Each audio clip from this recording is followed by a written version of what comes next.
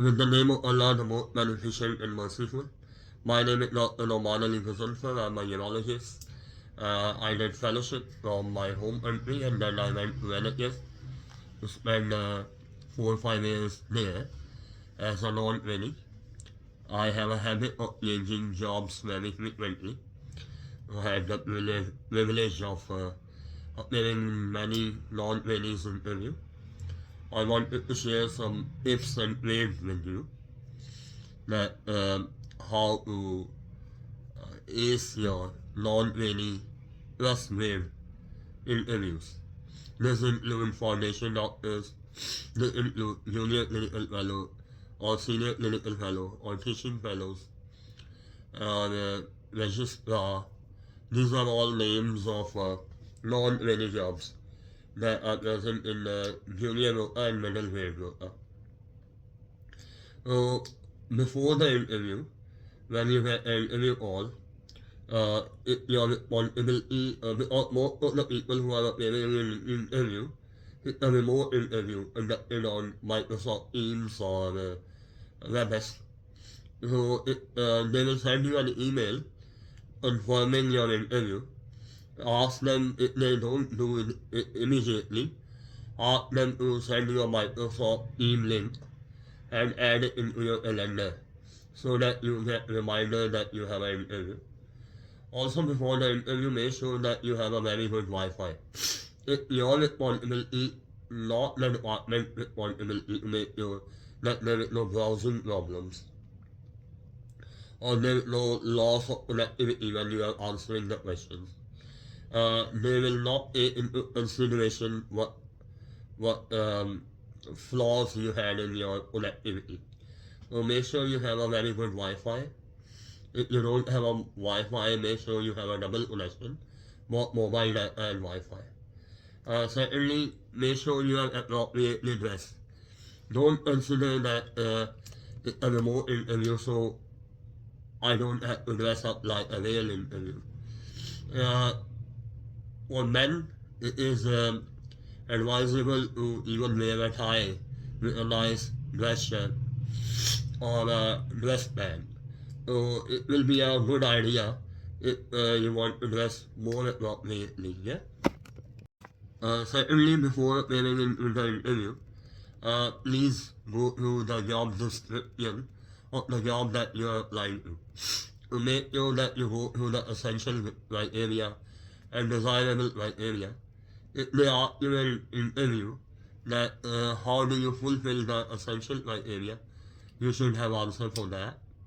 That in all three domains, in clinical domain, in teaching and research, you should have a good idea that what role you are applying to and what is the job description and how you qualify for the essential criteria. Secondly, it is very important that you go to the departmental website. They may ask you that why you have chosen our department, or they may ask you that what do you know about our department, or why you were so interested in applying to our institution. And sometimes not the clinical head, but the manager may ask you that what is the mission statement of our hospital, or what are our values. Especially if you are applying to a big teaching hospital, they surely ask you what are the values that we follow. So make sure that before the interview you go through the job description, you go through the website of the department or the hospital, you go through the values of the trust or the hospital, and you know what interview you are going to appear to. This is very important as well. For the senior jobs especially, if you are applying in the surgical department and in a higher specialty, they expect that you know the background of the whole knowledge of the specialty. For example, if you're applying in endourology, you should have a whole knowledge of endourology. If you're applying in robotics, you should know how a robot works and what are you trying to achieve with this job. This is very important. Secondly, the department is running any pathway projects or any pilot projects, and it's there on their website or it's there on the job description that they have attached to the advertisement. You should try to remember them by heart. That if they are running a pilot project or if your job includes a pathway or a special um, mission that the hospital is trying to achieve, you should remember the pathways. Also, if your job includes dealing with the malignant patients, you should know that what cancer pathways or what target pathways your hospital is following. And similarly, if your job includes emergency care, there will be questions about general and more common emergency situations in your field. For example, surgery, try to memorize and prepare well for emergency surgical situations. Urology, try to prepare for emergency urology situations.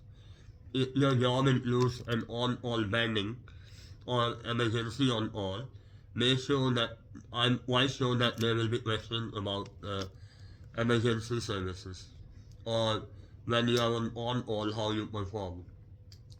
Secondly, something about what you do and prepare before the interview.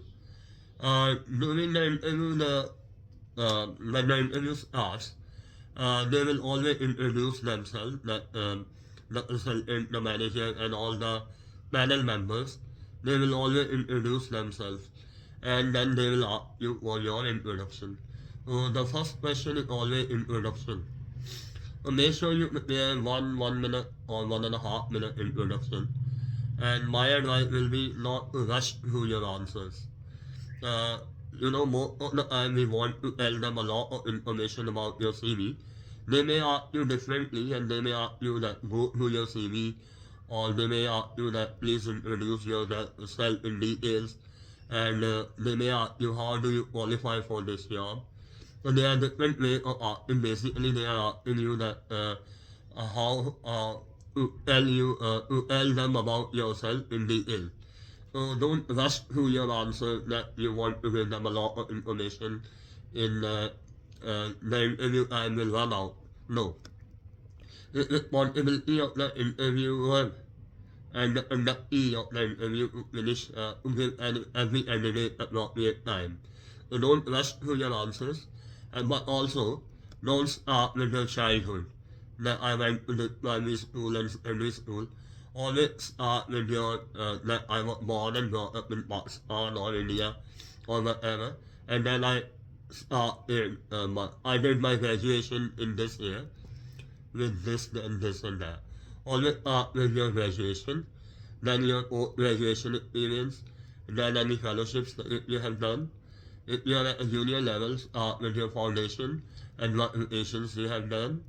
And if you have less short experience, try to elaborate and spread your rotation work, that what were your roles and responsibilities. Try to speak for 90 seconds or 2 minutes in a very appropriate and in a very clear voice. And if you are more experienced, if you have more than 10 years of experience, for example, start with your graduation, go to your fellowship, and then post fellowship experience, and what are your special interests. Basically, in your introduction, you have to work on 3 domains. Number one is clinical skills, second is teaching, and third is research. A good introduction will include that what clinical experience you have and where you have been working before it, where are you working currently, and it will also include if you have done any teaching or if you have done any UIPs, case reports, articles or research papers.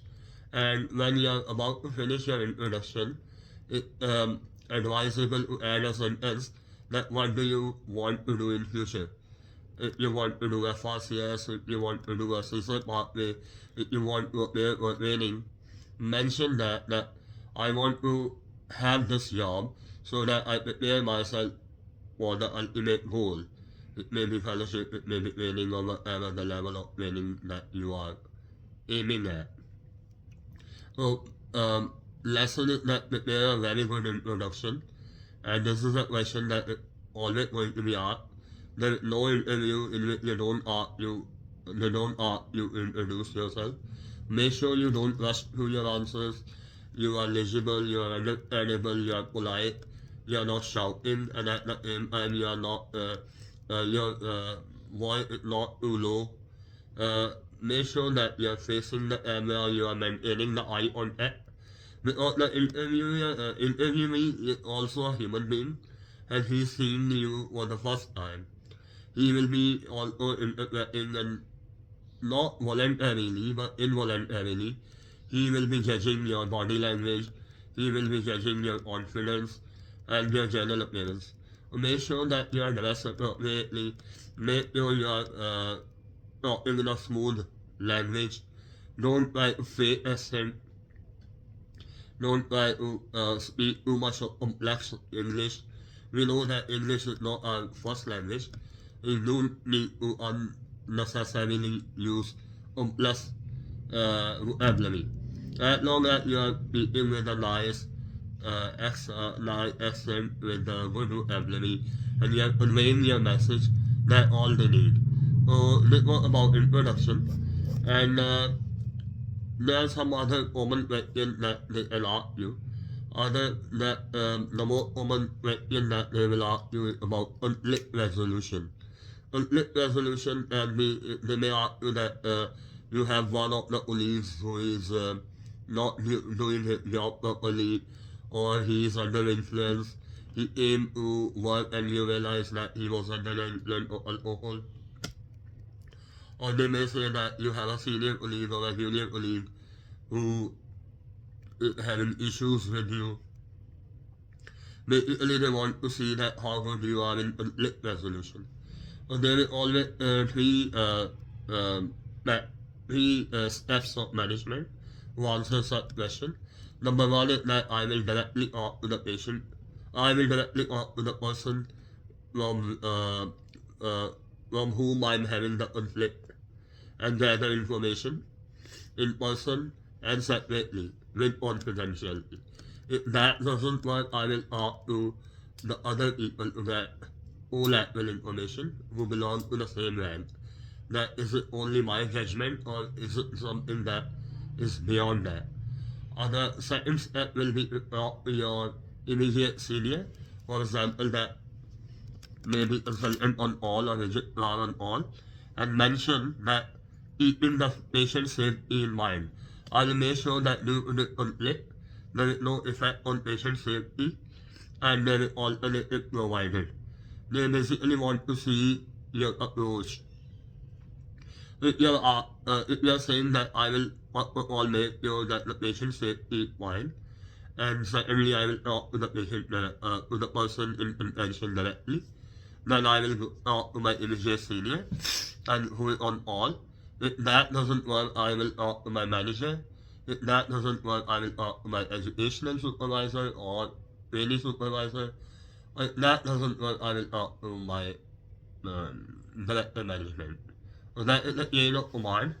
In NHS and most of the hospitals, your head of department or your clinical lead is also your line manager. So a good answer in answering any of the questions related to conflict resolution will be that I will make sure that the patient safety is checked. I will make sure that I talk to the person directly first. If that is not the answer, I will talk to my colleagues, I will talk to my manager, I will talk to my consultant. That's it. You don't have to go beyond that, and they will, give you something in return that you can build your answer further. Next question that is very common is tell me your three good habits and tell me your three bad habits. So when they ask you that tell me your three good habits and three bad habits, they're actually trying to see that how much of a team player you are and how good you are in communication. Don't say single words that so I'm hardworking and I'm punctual, I'm regular.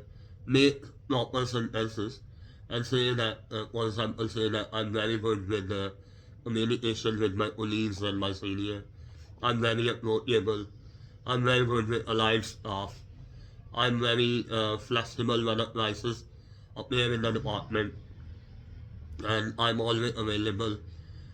Even if I know something, I try to communicate with my consultant so that I get a more official answer, a more reliable answer. Sorry. Always keep patient safety in mind. Try to answer in a way that you sound professional. Try to answer in a way that you sound like a good team player. Don't answer very typical lame adjectives that I'm very hard working, I will give my 100%, I will give my 200%, or I will not go on annual leaves, I will be there all the time. You don't have to answer in a way that is unprofessional. And if they ask you that what are your bad habits, or what are the things that you need to improve, then don't say that I work too hard sometimes, or don't say that I don't sometimes maintain my work life balance, or sometimes I get very associated with my job. That look very fake and lame. Try to be real and professional. So again, you can say that um, I do have a learning ahead. I can learn on the job. Try to say things like that. I have gone through the essential criteria. Although I fulfill the essential criteria very much, there are certain things in your desirable criteria that I want to learn on the job. And I have heard that there is a room for improvement in your job. And I have also learned from the previous trainees that your department is also very helping or things like that. If they say that tell us more that you want to improve, say I want to appear in my exams and due to my laziness I have not been able to. Or you can say that I want to do more research, I want to do more UIPs, I want to do more teaching. I haven't done teaching before, I want to do more teaching. Answer professionally. Don't give lame answers or fake answers. Then another very popular question they may ask you that how you are a team player. You can tell them that I'm always, again, you have to answer professionally. You have to tell them that I have been working in multidisciplinary teams. I have previous experience of working in a large department, or I'm a team player. I try to communicate with my juniors, with my colleagues, with my allied staff. I try to communicate with my consultant. I have good interpersonal skills. I have good emotional quotient. I make sure that I follow up my patients. I make sure that if there is a crisis in the department, I replace the person who is for some reason not available. I make sure that I look after my colleagues. I make sure I look after my manager. Try to answer in a professional way and show that you are a team player. Other than that, they may ask you that why us? Why you have gone for this very particular department? You can say, this is why I was saying that you should have a background knowledge of the department.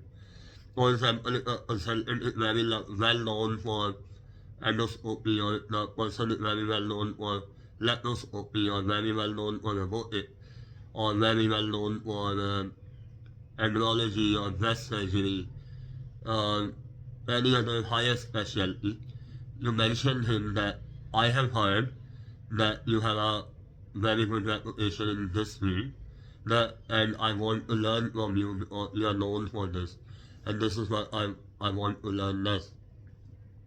It makes a very good impression that you have gone to the departmental background information, you know what you are doing, you are aimed and focused person. If you know the background of your consultant, if you know the background of your department, you can mention that I have heard that you are running a daycare center and discharging the patient on the same day.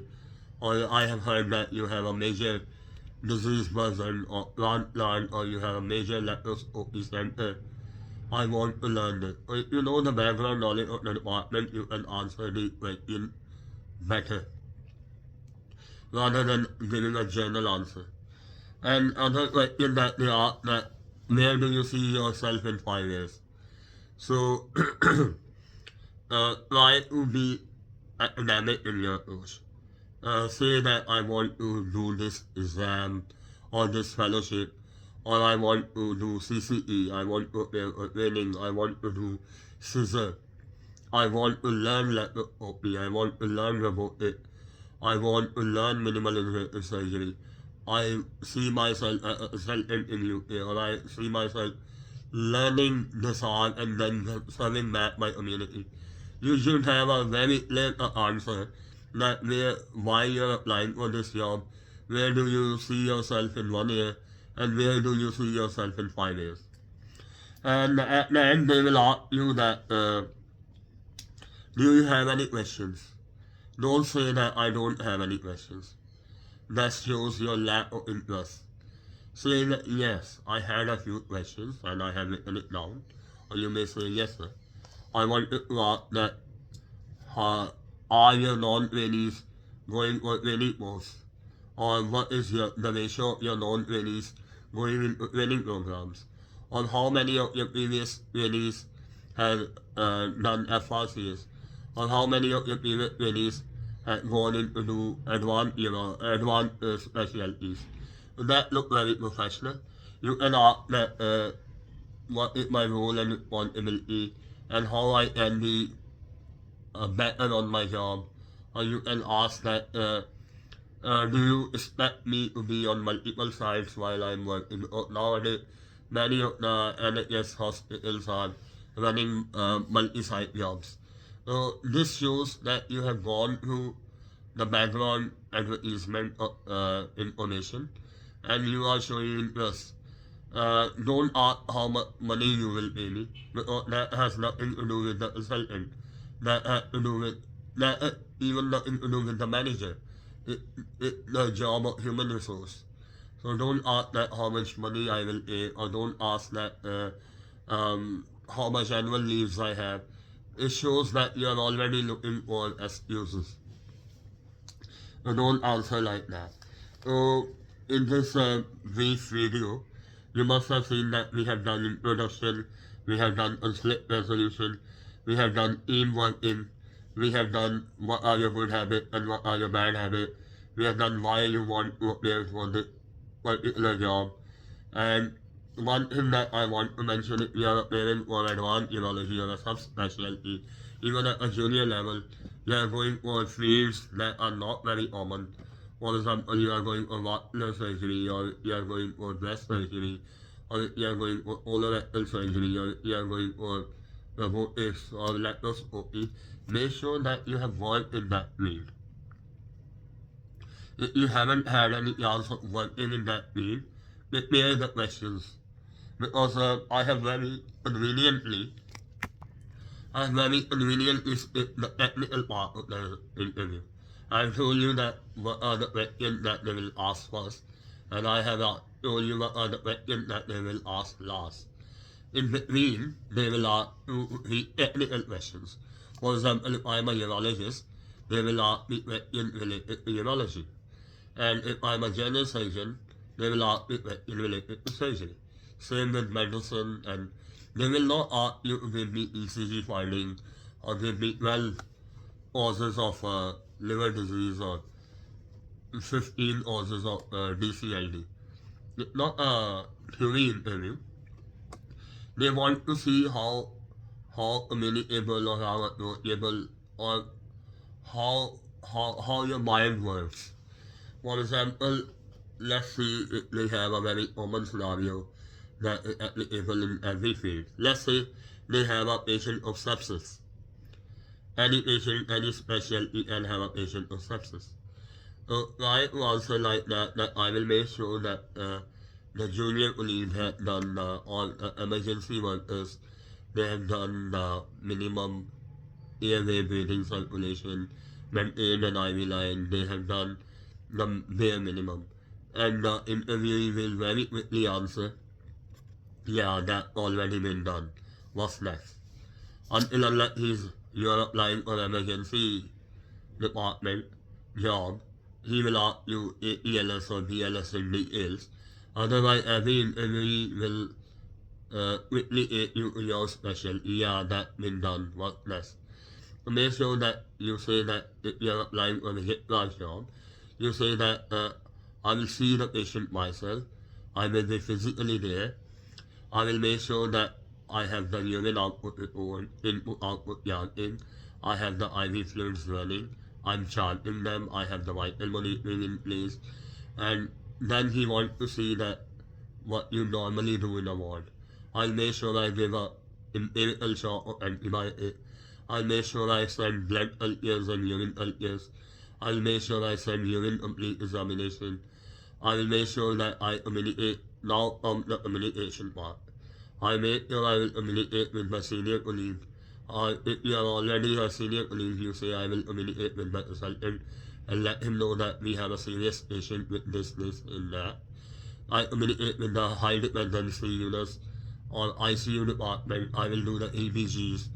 I will communicate with them that I might need a radiological intervention. I will talk to the interventional radiologist, or I might need an overnight HDU bed. Make sure you say 3-4 people names in communication that after doing my initial homework with the patient, I'll make sure I communicate with the patient that what is going on. If he is unconscious, I will make sure that there is someone that I can communicate the information with. I will communicate with my junior what to do. I will send the biochemical labs. I will do the urine culture, blood cultures. I will give him one shot of empirical antibiotic. I will make sure I give him painkillers and antibiotic. I will make sure I communicate with 3-4 persons that I have told you. And by the time then comes the particular management. For example, if it septic you may say that I will do a PCN. For example, if it abscess somewhere, you say that I will drain it. If it something that, for example, if it's a peritonitis, you say that I will arrange for the theatre staff. I will communicate with the staff that we have a patient that might need an overnight surgery. I will learn the theatre staff. I will make sure that an anesthetic come and see the patient in person. I will make sure that I convince them that to see the patient in person. It depends upon your specialty as well, but there is a method to the madness that they want to see that have you seen the patient in person? Have you communicated with the patient? Have you communicated with the consultant? Have you communicated with the HDU? Have you communicated with the anesthetist? Have you communicated with the HDU? Have you done ABGs? Have you done RFPs? Have you done very basic full blood counts? So, even if the question is something that you're not familiar with, you go through as you will normally do in the ward. Nobody knows 100%. We are not applying for consultant jobs. We are applying for middle grade and junior jobs. We make sure that if we don't know anything, we communicate well. This is what they want you to do. It's basically in the middle and junior grade. Lastly, the patient is requiring any surgery. You make sure that you communicate, even if you mention at a senior level, so even if I know how to operate, I will communicate with my consultant to ask his plan. And if he says that it's alright to go ahead, I will give him a message before and then after the procedure. That's what I do normally. Even if I know something, I give a polite message to my consultant that I'm going to start this torsion or I'm going to start this cystoscopy. And then even if a very small thing, and when I finish my procedure, I message my consultant all done. And sometimes he will reply with okay, and sometimes he will reply with well done. And these are the small things that we normally do in our job. These are the same things that we practice about in a lab and a MRCS. and these are the same thing that they are asking you in an interview. There will be particular questions in related to your field, related to your specialty. I just given you one example of sepsis. In each and every question that they will ask you, try we try to form an array of on a scheme where you are logical, where you are proceeding in a way that ideal SPR or an ideal middle grade will. They want to see your approach. They are sometimes it's very obvious they want to know the definitive management as well. But as long as you go through the motions, they will know. And lastly, we will do something about teaching. To improve your CV, as I have mentioned in the previous videos as well, try to do research articles. If you are not familiar with research, ask someone, ask your supervisor. Try to do quality improvement projects. Try to do case reports. If you don't know, try to do local presentations. Go to your supervisor in Pakistan or India or wherever you are working and you are waiting for a job. Go to your department or any department and say, I want to do audit. And if you're working even at a house officer, go to your registrar or your consultant and ask them that, sir, give me a topic. I want to do a local presentation. Try to do paper presentations. Try to populate your CV. Try to do teaching diplomas if you're senior. Try to do leadership diplomas if you're senior. Try to do conflict resolution diploma if you're senior. If you're junior, try to do UIPs, try to do peer supports, try to fill all the segments of your essential criteria. At a much senior level, they may ask you that AELS is mandatory on this job, or BLS is mandatory on this job. So try to, yes, interview is very important. But when you introduce yourself and you are going only in one direction, that you are telling that how many surgery you have done and you have amazing number of experience, number of years of experience, and you are not telling him that how good you are in team management, how good you are in communication, how good you are in teaching, or how good you are in quality improvement project or research. They have to take all three domains into consideration. So try to, make your CV diverse. Try to populate your CV while you are waiting for the job. And at the end, previously, I want to mention that when I used to appear in interviews in 2000, for example, 15 or 17, the there were high probability of getting selected after interviews because they were only shortlisting 2 or 3 people and you had 30 or 40% chance of getting an interview. Basically, you were against 2 or 3 people.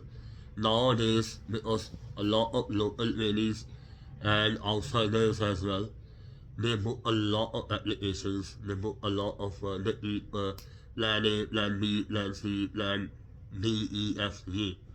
So on our part, we are applying for many jobs, and on their part, they are shortlisting many people. Now I have spoken with my previous consultants, with which I have personal relations. They say to me that we have booked 10 people, we have booked 8 people. You are also getting a job that is 10% or 7%.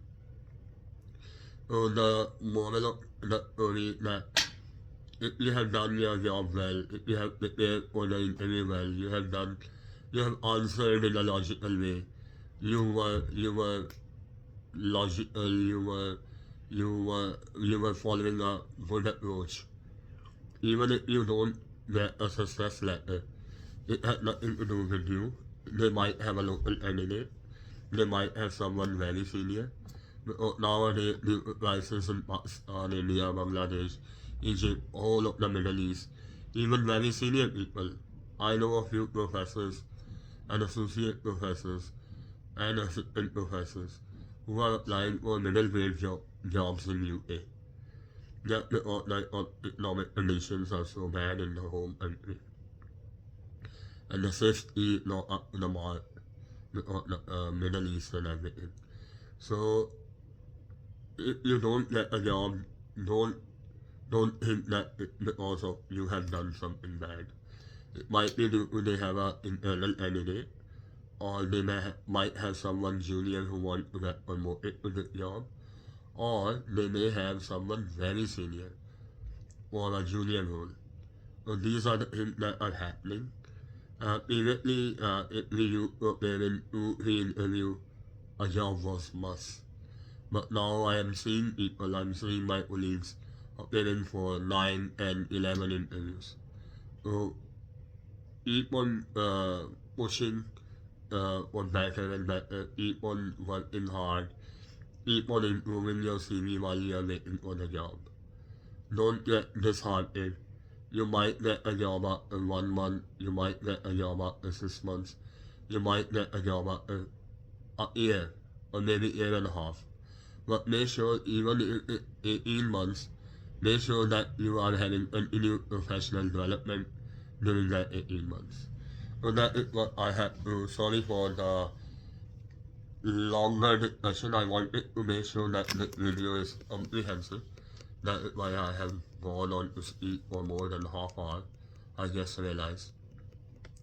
So if you have any other questions about the interview, this was for the known trainees obviously. We will do the training interviews with the 2-3 persons. I will invite people who are in training. That we do the ST interviews as well because they are a major information taking and receiving. But this video that we have made it for non-trainees.